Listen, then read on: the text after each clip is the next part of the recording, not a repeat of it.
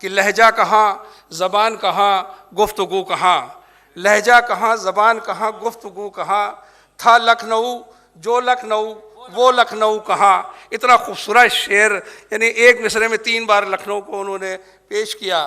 तो खाकसार उस स्टेज पे था और खाकसार ने कहा कि सारे गंवार गांव के लखनऊ में बस गए, अब पूछते हो हमसे कि है लखनऊ कहाँ। तो लखनऊ जिसकी अपनी अलग पहचान, उसकी अलग अपनी पहचान थी। लेकिन जब ये शेर एक मरतबा अटल जी यहाँ मौजूद थे और गेस्ट हाउस में अटल जी को सुनाया गया, वो लखनऊ की बड़ी गुफ्तगू कर रहे थे, उनसे कहा गया कि उन्होंने कहा ये शेर सुनिए कि लहजा कहाँ, ज़बान कहाँ, गुफ्तगू। चूँकि वो खुद ज़बान के आदमी थे, उन्होंने उस शेर को सुना और संजय मिश्रा जी कहाँ गए हैं, तो वो अटल जी ने उस पर एक मिसरा लगाया डॉक्टर साहब कि उन्होंने कहा कि जिस पे हम जान देते थे वो लखनऊ कहाँ। यानी अटल जी की नज़र शायरी पे जो थी, इस खूबसूरत शायरी पे, और वो लखनऊ के हवाले से थी। तो इतनी खूबसूरत शायरी को आत्मसात करने वाला, लखनऊ की शायरी को अपने जहन में बिठाने वाला एक शायर यहाँ पे मौजूद है, जिसे लोग अखिलेश मिश्रा के नाम से जानते हैं। हालांकि वो स्पेशल सिक्योरिटी ट्रांसपोर्ट है, लेकिन बहरहाल वो आज उनकी शायरी हमें सुनने को मिलेगी और मैं उनको बहुत ही अदब व एहतराम से आमंत्रित कर रहा हूँ कि वो आएँ और अपना कलाम पेश करें। धन्यवाद। जब आप वो शेर सुना रहे थे कि सारे गंवार आके लखनऊ में बस गए, मुझे ये नहीं समझ आया कि आप लोगों को कह रहे हैं कि यहाँ जो बैठे हैं उनको कह रहे हैं। तो ये तो हाशमी जी बताएंगे। वैसे बहुत बढ़िया माहौल आपने इकट्ठा कर रखा है और हमारे अच्छे से शायर हैं। मैं राकेश जी के बारे में मुझे पता चला था कि आपने वीआरएस ले लिया। एक पत्रावली आपकी मेरे पास भी आई थी, तो मैं सोचने लगा कि राकेश इतने बढ़िया अधिकारी, उन्होंने वीआरएस क्यों ले लिया, आईएएस गिरी क्यों छोड़ दी। अब समझ में आया क्यों छोड़ दी, क्योंकि उनको शायरी करनी थी। ये हमसे पहले मिले होते तो हम बता देते इसके लिए आईएएस गिरी छोड़ने की ज़रूरत नहीं है। लेकिन शायर समझ लें कि इतना कमाल है शायरी का कि लोग आईएएस पद को भी छोड़ सकते हैं। तो बहुत अच्छी शायरी राकेश जी ने की, लेकिन उनकी शायरी में जो लफ्ज़ थे, जो लहजे थे, पैमाइश, आजमाइश, ये सब तहसीलदार और एसडीएम साहब लोग इस्तेमाल करते हैं, तो उससे वो निकल नहीं पाए हैं अभी भी, पैमाइश से, और उससे बाहर नहीं निकल पाए हैं। तो उससे उनको निकलना पड़ेगा, नहीं तो फिर से ज्वाइन कर लें, कोई दिक्कत नहीं है। देश में ये सब होता रहता है। हाँ, हम तो उनको राय दे रहे हैं, खुलेआम पब्लिकली राय दे रहे हैं, क्योंकि अभी भी एक खासा अच्छा खासा जवान हैं, खूबसूरत हैं, तो ऐसे लोगों की आवश्यकता भी है हमारे यहाँ। तो आइए आज के इस कार्यक्रम की शुरुआत करते हैं। जब रामराज था तो सिर्फ एक संविधान था कि रघुकुल रीति सदा चली आई, प्राण जाय पर वचन न जाई। दशरथ जी राजा हुए, उन्होंने इस रीत पर ही अपना देश चलाया, अपना राज्य चलाया, और उसकी हालत क्या हुई ऐतिहासिक दृष्टिकोण से हम समझ सकते हैं। और हमने अब संविधान बनाया जिसमें हम न जाने कितने परिवर्तन कर चुके हैं। अभी 3-4 परिवर्तन को लेकर दिल्ली में जनता जमी हुई है कि ये होगा कि नहीं होगा, और हम भी फिंगर्स क्रॉस टाइप के बैठे हुए हैं कि पता नहीं ये परिवर्तन होगा कि नहीं होगा। ऐसा हमारा देश है और ऐसी हमारी डेमोक्रेसी, उसमें हम रहते हैं। लेकिन आखिर आप भी समझ रहे हो कि आईएएस के लोग या एसडीएम्स लोग अचानक शायर कैसे बन जाते हैं। मेरा अपना मानना होता ये है कि जब ईद आती है, दिवाली आती है, बकरीद आती है, 26 जनवरी, 15 अगस्त आती है, तो थाने पे एक कार्यक्रम होता है, इसको कहते हैं शांति सभा की बैठक। और जितने अधिकारी शायर पैदा उसी शांति सभा की बैठक से पैदा होते हैं, क्योंकि वहाँ पर सिर्फ शायरी होती है और शांति अपने आप हो जाती है। तो उसी थाने से एक शेर मैं उठा के अपनी बात शुरू कर सकता हूँ। तारे भाई सुनिएगा कि आओ बैठे, ये मैंने एक थाने के लिए लिखा था, वहीं से मैं शायर हो गया। कि आओ बैठे अमन की बात करें, आओ बैठे अमन की बात करें, लहलहाते चमन की बात करें, बहुत अच्छे भाई, लहलहाते चमन की बात करें। कि खून के आंसुना रोए ये शहर, खून के आंसुना रोए ये शहर, अजान हो हवन की बात करें, बहुत अच्छे भाई, क्या कहने। अजान हो हवन की बात करें, आओ बैठे अमन। जितने तहसीलदार साहब एसडीएम साहब लोग इसको नोट कर लेंगे, अगले वाले थाने दिवस में काम आएगा ये। एक बार में समझ में आ जाना चाहिए सर जी, आप तो अपनी वो करा रहे हैं, अलग से सुना दूंगा अगले कार्यक्रम में। भी बहुत लोग सुनने के लिए हैं। पाठक जी सुनाए आ रहे हैं। और उन्नाव में मैं जब था तो उन्नाव में बहुत कवि सम्मेलन हुआ करते हैं, वहाँ पे चीफ गेस्ट नहीं मिलता था ऑर्गेनाइज करने वालों का, और मैं खाली रहता था, कोई काम नहीं करता था, तो मैं वहाँ चीफ गेस्ट ही करते करते शायरी सीख गया। तो इसलिए इसमें कोई मेरा योगदान नहीं है, पाठक जी का इलाका है। ब्रजेश पाठक जी मैं सुनाए आ रहा हूँ, तो ये उन्हीं को समर्पित करता हूँ। आइए एक मनोभावना आपके सामने रखता हूँ। हमारे देश में इतने प्रकार के आंदोलन चलते हैं, चाहे आतंकवादियों के हों, चाहे नक्सलवादियों के। हमने इतना मोटा संविधान बना रखा है, इतनी धाराएं बना रखी हैं, हमने जुडिशरी बना दी, हमने अदालतें बना दी, अदालतों में एक मूर्तियां खड़ी कर दी। एक मूर्ति खड़ी की, उसकी आंखों में पट्टी बांधा, उसके हाथ में तराजू दिया, एक हाथ में तलवार दिया, और कहा कि देखो ये न्याय है, ये न्याय की देवी है, ये अंधी है लेकिन न्याय करती है। मेरी कविता सुनिएगा और उस मूर्ति की तरफ ध्यान देखिएगा जो वहाँ खड़ी है। अदालत की क्या मजबूरी होती है और समाज क्या है, सिस्टम क्या है। हम अपने आप पर प्रश्न चिन्ह खड़ा करके आज के इस गणतंत्र दिवस को मनाते हैं कि अब अदालत में खड़ी मूरत रुआंसी हो रही है। अदालतें रो नहीं सकती।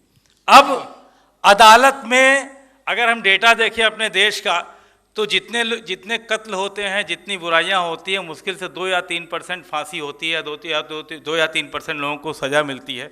यहाँ तमाम अधिवक्ता मौजूद होंगे।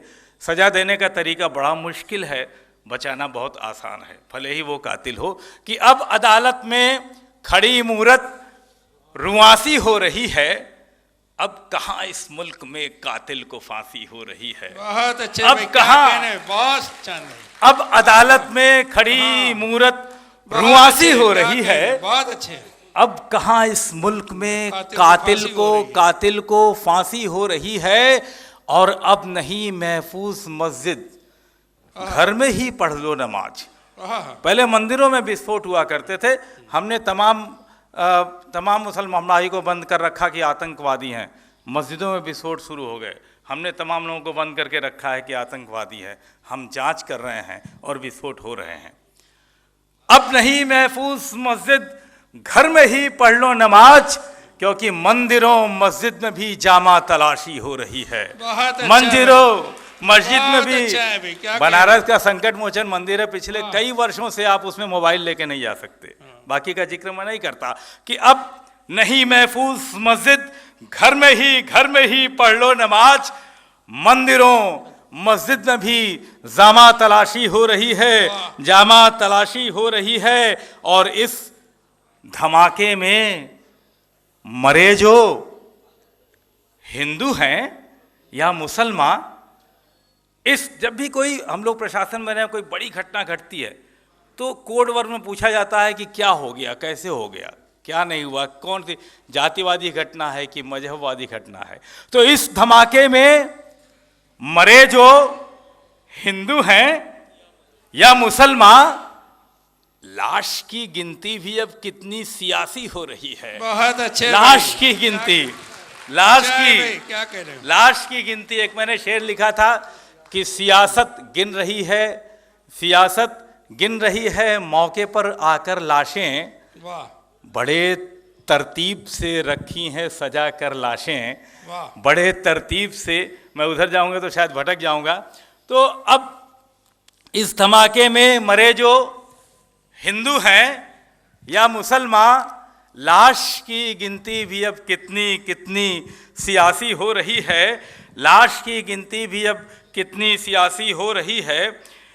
और ये शेर देखिएगा कि प्रवचनों में गुरु जी के, शेख की तकरीर में, प्रवचनों में, अगर एक ही शहर में, मोहल्ले में, एक ही इलाके में जो धार्मिक आयोजन हो जाते हैं तो प्रशासन के हाथ पांव फूल जाते हैं। हम उनका रूट तय करते हैं, उनका टाइमिंग तय करते हैं, उनके हिसाब से अलग अलग फोर्स लगाते हैं और तब जाके शायद वो धार्मिक कार्यक्रम भी हो पाते हैं।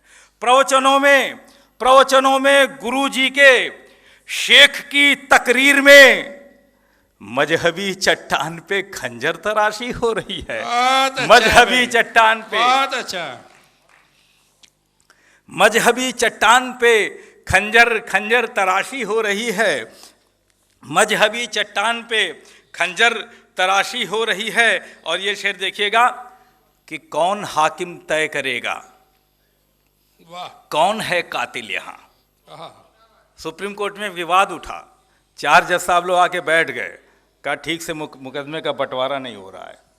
मुकदमे के बंटवारों के लिए जब जजेस आपस में लड़ जाते हैं तो मेरा ये शेर ले जाइएगा कि कौन हाकिम तय करेगा, कौन हाकिम तय करेगा, कौन है कातिल यहाँ। फैसले में बस यही मुश्किल जरा सी हो रही है। फैसले में बस यही मुश्किल जरा सी हो रही है। फैसले में बस यही मुश्किल जरा सी हो रही है। और फैसले में बस यही मुश्किल जरा सी हो रही है। और फांसी के रस्से को लेकर हो रही रस्साकसी। एक अगर डिसीजन हो जाए अभी कोर्ट का कि फलां व्यक्ति को फांसी दी जाएगी तो सारे स्टेज जितने टीवी पे हैं सब सज जाएंगे। फांसी के कोई कहेगा नहीं होनी चाहिए, कोई कहेगा, दुनिया भर का एग्जाम्पल दे देगा। एक व्यक्ति को फांसी देने हुई तो 2:30 बजे रात को कोर्ट खोलना पड़ा हमने चोरी से फांसी दी। दूसरे को फांसी देना पड़ा तो कई दिनों तक फांसी पे चर्चा होती रही, उसके देने और पहले के बाद में। हमारे देश का संविधान है कि फांसी के रस्से को लेकर हो रही रस्साकसी। शिकवा कातिल को मिली बिरयानी बासी हो रही है। शिकवा कातिल को अच्छा है ये बिरयानी बासी हो रही है, शिकवा कातिल को। और यूं तो शामिल हम सभी हैं। कोई कहे कि पाकिस्तान दोषी है, नहीं मानता मैं। कोई कहे सियासत दोषी है, नहीं मानता। कोई कहे सेना दोषी है, नहीं मानता। जब सचिवालय में घुसने के लिए 10 रुपए दे के आदमी घुस सकता है, और जब हमारे जो आतंकवादी, जब ताज में जब बम विस्फोट हुआ था, जो आतंकवादियों की लाशें मिली थी, उनके पास से सर्टिफिकेट, आइडेंटिटी कार्ड मिला था यूनिवर्सिटी का कि सबके सब यूनिवर्सिटी के स्टूडेंट हैं। तो कहीं ना कहीं हम आप जो यहाँ बैठे हैं अपने काम करने में कोई छोटी सी कमी करते हैं तो हम सभी दोषी हैं। यूं तो शामिल हम सभी हैं, यूं तो शामिल हम सभी हैं। हाँ, मगर यूं तो शामिल हम सभी हैं, पर यही, मैं भूल रहा हूँ शेर को, क्षमा चाहूँगा क्योंकि मैं बोलने ज़्यादा लगा। यूं तो, अच्छा ये शेर सुनिए कि बच गए मासूम बच्चे, बच गए मासूम बच्चे। जब विस्फोट होता है तो बड़ा उसका सेट पैटर्न होता है। पहले पुलिस आती है, पुलिस आने के बाद पुलिस लाइन से 2 ट्रकें आती हैं। एक ट्रक में लाशें रख के भेज दी जाती हैं, दूसरे ट्रकों में जो जिंदा रहते हैं उनको अस्पताल भेज दिया जाता है। एक जगह पोस्टमार्टम शुरू हो जाता है, मीडिया आती है, आयोग बैठा होता है, न्यायपालिका शुरू हो जाती है और हम अगले विस्फोट का इंतजार करने लगते हैं। बच गए मासूम बच्चे, जाने क्या क्रियाक्रम, वाह, बच गए मासूम बच्चे, जाने क्या क्रियाक्रम। 2 दिनों से चीर घर में लाश बासी हो रही है। बहुत 2 अच्छा, दिनों से चीर घर में लाश बासी हो रही है। यूं तो शामिल हम सभी हैं, पर कसर इतनी सी है। यूं तो शामिल हम ये सभी हैं, पर कसर इतनी सी है। आईने को देखने में कुछ हयासी हो रही है, आईने को देखने में कुछ हयासी हो रही है। अब कहाँ इस मुल्क में कातिल को फांसी हो रही है, अब अदालत में खड़ी मूरत रुआसी हो रही है। बहुत अच्छे, क्या अदालत में खड़ी मूरत। बहुत बहुत धन्यवाद। बहुत अच्छा, बहुत सुंदर।